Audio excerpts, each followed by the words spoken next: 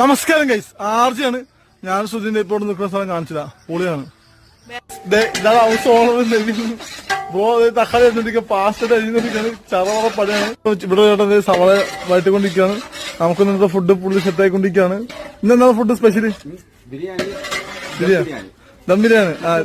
ദം ബിരിയാണി ഉണ്ട്, ഒരൊറ്റ ബിരിയാണി ഉള്ളൂ. ഇന്ന് നല്ല കട്ടപ്പണിയായിരിക്കും മൊത്തം. ശരിക്കും പറഞ്ഞാല്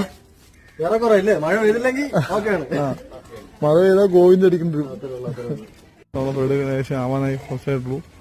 ചോറും കൂടി സെറ്റാക്കിയാൽ ദമ്മിടാൻ പോവാണ്.